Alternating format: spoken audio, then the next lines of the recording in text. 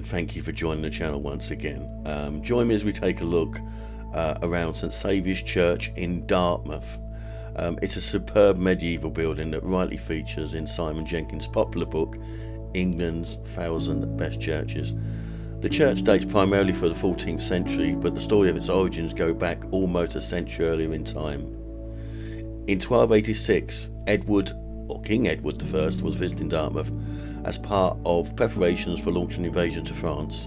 At the time, the parish church was St Clement's Townstall, which stood on top of a hill above the River Dart. The town, however, shifted its focus of settlement to a foreshore. The townsfolk petitioned the king for the right to build a new parish church close to the waterfront, on account of a very great fatigue caused by having to walk up the hill to attend services in St Clement's Church.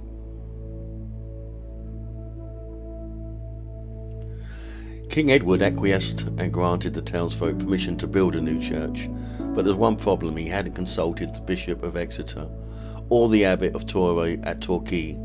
He appointed the priest of St Clement's and who would be responsible for maintaining a new church. The abbot pointed out rightly that there were enough townsfolk in Dartmouth to financially support two churches, even though land for the building of the new church had been given by the Bacon family. So for the next 43 years nothing happened, and the very idea of a new church seemed to have died. Things changed in 1329 when the priest of St Clement's Townstall committed suicide.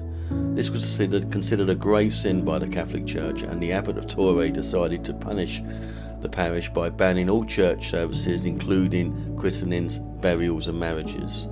The ban lasted 2 years and must have caused enormous difficulty for the parishioners of Dartmouth. The situation got even more tangled. William Bacon, the son and heir of the Bacon who originally gave land to build the new church, decided to grant the very same parcel of land to a pair of friars of the hamlet of St Augustine Order. The friars immediately started to build the church on the site. The Abbot of Torre was livid. He was concerned that the new church would compete with donations with existing parish churches at St Clement. He took the extraordinary step of excommunicating William Bacon, the most severe punishment he could administer. He also claimed the friars were posing as priests and ordered them to stop building their church. He relented slightly in 1334 and allowed the friars to use the chapel but not hear confessions or celebrate Mass. He also removed the sentence of excommunication on William Bacon. The legal status of Augustinian chapel was disputed for the next decade, and in 1344 the friars were ordered to tear it down. The friars appealed for help from the Pope. The events took a truly bizarre turn. A stranger appeared claiming to be the Bishop of Damascus. He said he had been sent by the Pope to consecrate the chapel. This he did, after which he confirmed several children and removed the ban of excommunication from several townsfolk. The truth emerged: the stranger was in fact a friar from Cambridge who claimed to have a dispensation from the Pope to consecrate places of worship.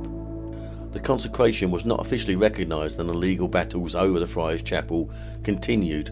Finally, in 1372, the Abbot of Torre and the Bishop of Exeter relented and gave the townsfolk of Dartmouth permission to build a new parish church. It had taken 86 years from Edward I's original grant of permission. The townsfolk of Dartmouth built the new church themselves and dedicated it to the Holy Trinity of St Mary. The church was consecrated by Bishop of Brantingham of Exeter in October 1372. At some point prior to 1430, it was rededicated as St Saviours. The medieval door. You don't even have to enter the church to see one at St Saviours' most remarkable historical features. The south door has been carbon dated to 1361. It bears the date 1631, but this is merely the year it was repaired. The door is decorated with an extraordinary example of medieval ironwork. You can see the biblical tree of life and a pair of leopards, a popular symbol in the Plantagenet times. The Hawley brass, protected by a carpet in the chancel, is a superb memorial brass commemorating John Hawley and his two wives. Hawley died in 1408, was an infamous privateer and a 14-time Mayor of Dartmouth. He was granted a licence by the Crown to sail the seas and search for bounty, which he shared with the King. The west end of the church is taken up by a large gallery decorated with coats of arms. The fourth from the right is that of John Hawley II. The fifth from the left belongs to John Hawkins, and the sixth is that of another naval hero, Sir Francis Drake. In the centre of the gallery is a royal coat of arms of Charles II. The gallery is said to be made up with timbers from Spanish ships captured in the Armada invasion in 1588, although the gallery itself was built in 1633. Another historical highlighted link to the Spanish Armada is a 16th century Armada chest used by a naval officer at the time of the Armada. Thank you for joining me as we looked around St Saviours Church in Dartmouth, a beautiful church and well worth a look around if you're ever in the Dartmouth area. Thanks for watching again, thanks for watching my channel. See you on the next one. Goodbye.